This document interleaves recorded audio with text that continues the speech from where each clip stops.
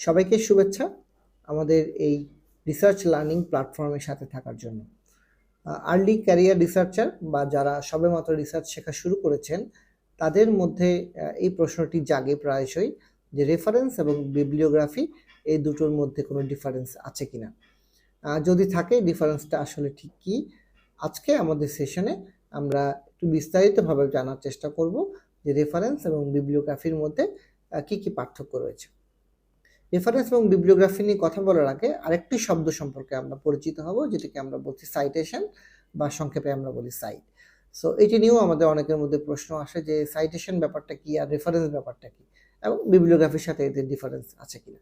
So বোঝার সুবিধার্থে অথবা আলোচনার সুবিধার জন্য আমরা একটু ভিডিও ডেমনস্ট্রেশনে চলে যাব, যেন আমরা সবাই খুব প্র্যাকটিক্যালি এই ব্যাপারগুলো বুঝে নিতে পারি। যেমনটা আমরা বলছিলাম যে আমরা যদি একটু হাতে কলমে শিখতে চাই যে ব্যাপারগুলো কীরকম, তার জন্য আমি আমার নিজের একটি ছোট্ট লেখা আপনাদের সামনে হাজির করেছি। আপনারা হয়তো অনেকেই জানেন অথবা অনেকে হয়তো জানেনও না যে আমরা সবসময় পাবলিকেশন বলতে শুধু original article, cross sectional study বা অন্য অন্য যে স্টাডিগুলোর জন্য বসে থাকি, কিন্তু সায়েন্টিফিক ওয়ার্ল্ডে আপনাকে পাবলিকেশন বলতে আপনি অনেক ধরনের সায়েন্টিফিক আর্টিকেল লিখতে পারেন বা অনেক ধরনের কমিউনিকেশনস করতে পারেন। এর মধ্যে লেটার টু এডিটর হচ্ছে অ্যাক্টিভ ফরম্যাট। সো আমি এটা নিয়ে হয়তো আমি আরও একদিন একটা ভিডিও করব যে কত ধরনের সায়েন্টিফিক কমিউনিকেশন বা পাবলিকেশন করা যেতে পারে। তো আজকে আলোচনা আমরা যদি চলে আসি, আমাদের এই লেখাটি ছিল বাংলাদেশে আসলে যে জার্নাল আছে অথবা যে পাবলিকেশনগুলো হয় বাংলাদেশ থেকে, এগুলোর আসলে অবস্থা কেমন, এদের ইন্ডেক্সিং কেমন বা এদের কোয়ালিটি কেমন, এদের এডিটোরিয়াল প্রসেসটা কেমন, এই নিয়ে আমাদের কি অবস্থা এবং কি করণীয় এটি নিয়ে আমরা লিখেছিলাম। এটি মোটামুটি একটি রেপুটেড জার্নালই পাবলিশ হয়েছে। সো আপনারা যদি একটু খেয়াল করে দেখেন যে এই জার্নালটির শুরু থেকে আমরা শেষ পর্যন্ত যাব, এখানে 1, 2, এখানে 3, এখানে 4, আবার 1, 5, এবার শেষে আবার 4, 5 এবং 6। এরপর যদি আমরা একটু পরের পেজে আসি, 2টি ফিগার আছে এবং এখানে বেশ কিছু লেখা আছে, কোনো 1, 2, 3, 4, 5, 6 এরকম কোনো ব্যাপার নেই এটা, কেমন?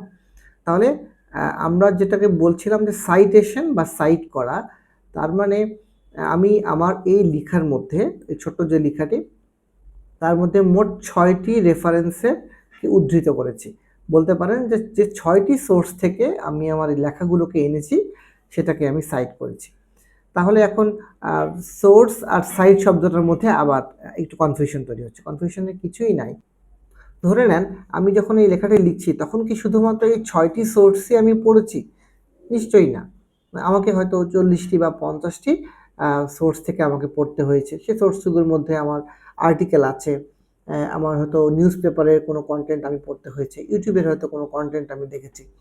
হতে পারে যে আমি কোনো যারা এই বিষয়ে অভিজ্ঞ অথবা জ্ঞানী তাদের হয়তো ইন্টারভিউ নিয়েছি আমি। তাহলে আমাকে হয়তো অনেকগুলো সোর্স ঘেটে এই ধরনের একটা ধারণা নেওয়ার চেষ্টা করতে হয়েছে যে বাংলাদেশের ওভারঅল পাবলিকেশনের অবস্থা আসলে কেমন।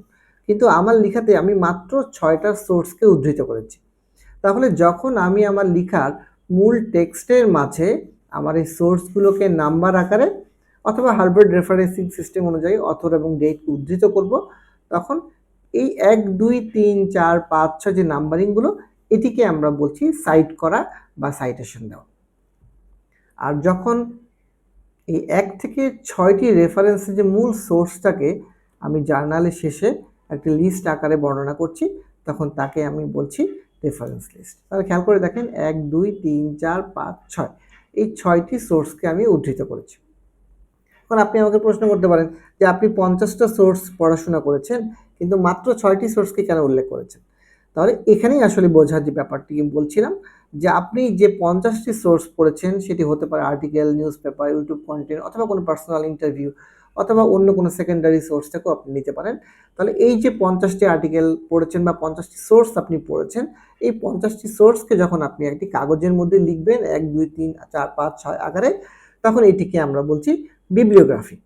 কিন্তু যে 6টি সোর্স আপনার লেখার জন্য খুবই রিলেভেন্ট এবং খুবই দরকারি, সেটিকে আপনি উদ্ধৃত করেছেন, সেটিকে আমরা বলছি রেফারেন্স লিস্ট।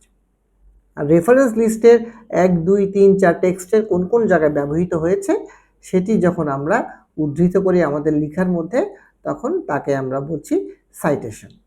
তাহলে আমি আবার একটু রিপিট করি। তাহলে আমি যে 50টি সোর্স পড়েছি আমার এই লেখাটি লেখার আগে, তাহলে এই 50টি সোর্সকে যদি আমি কোনো একটি কাগজে 1 2 3 ক্রোনোলজি আকারে অথবা অ্যালফাবেটিক্যালি যদি আমি গুছিয়ে রাখি, তাহলে সেই লিস্টটিকে আমি বলছি বিব্লিওগ্রাফি। আর সেই বিব্লিওগ্রাফি থেকে সবচেয়ে রিলেভেন্ট বা সবচেয়ে দরকারি যে রেফারেন্সিংগুলো আমি বা যে সোর্সগুলো আমি আমার লেখার জন্য ব্যবহার করেছি, সেগুলোকে যদি আমি একটা ক্রোনোলজি আকারে সাজাই, তাকে আমরা বলছি রেফারেন্স।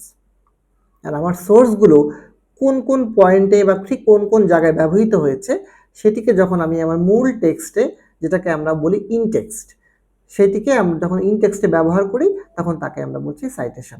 তার মানে আমি যদি এভাবে বলি যে এই যে প্রথম যে প্যারাগ্রাফটি আমি লিখেছি, এই প্যারাগ্রাফটি লেখার জন্য আমি 1 নম্বর সোর্সকে ব্যবহার করেছি।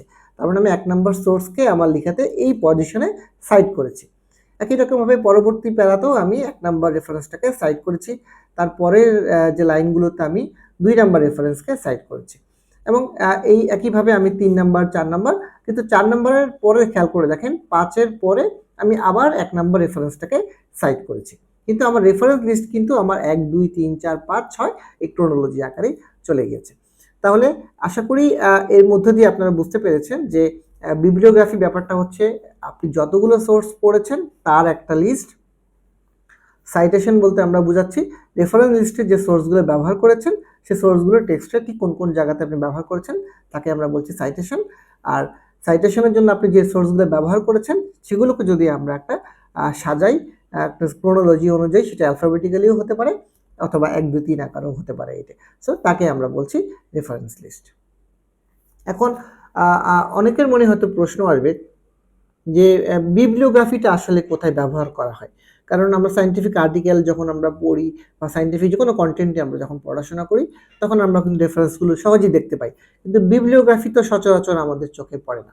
খুবই সুন্দর প্রশ্ন আপনার মনে এসেছে যে বিব্লিওগ্রাফিটা খুব কমনলি ব্যবহার করা হয় না। একটা সময় এই বিব্লিওগ্রাফিটা প্রতিটা থিসিস বা ডিসার্টেশন আপনি যখন করতেন, তখন আপনাকে ব্যবহার করতে হইতো, কিন্তু রিসেন্টলি মানে কালের পরিক্রমাতে আমাদের এই রেফারেন্সিং সিস্টেমটাই বেশি জনপ্রিয় হয়ে গেছে।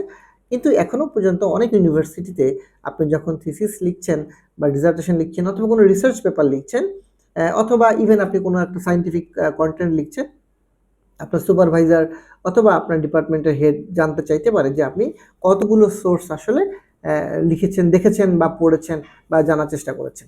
সো তখন আপনাকে এই পুরো বিব্লিওগ্রাফিটা আপনি গুছিয়ে রাখবেন যে আমি এই সোর্সগুলো এত তারিখে পড়াশোনা করেছি, এবং পার্টিকুলারলি কোন সোর্স থেকে যদি আপনি কোনো নোট নিয়ে থাকেন বা সামারি করে থাকেন, সবগুলো নোটসের একটা সামারি থাকবে। পরবর্তীতে সেই সমস্ত নোটসের সামারি থেকে আপনি ফাইনালি আপনি যে আর্টিকেলটি বা যে কন্টেন্টটি লিখতে চান সেটি আপনি লিখবেন, এবং সেটি ব্যবহার করতে গিয়ে আপনি কোন কোন সোর্স ব্যবহার করেছেন তার একটা রেফারেন্স লিস্ট আপনি তৈরি করে ফেলবেন। সো অনেক ইউনিভার্সিটির নিয়ম অনুযায়ী এখন পর্যন্ত এখনও যদি আপনি তাদের সেই ইউনিভার্সিটিতে থিসিস বা ডিসার্টেশন করতে চান, তাহলে আপনাকে একই সাথে বিব্লিওগ্রাফিও রেডি থাকতে হবে, একই সাথে আপনাকে রেফারেন্স লিস্টও রেডি করতে হবে, এবং আর্টিকেলটি তো আপনি বা থিসিসটি তো আপনি করবেনই।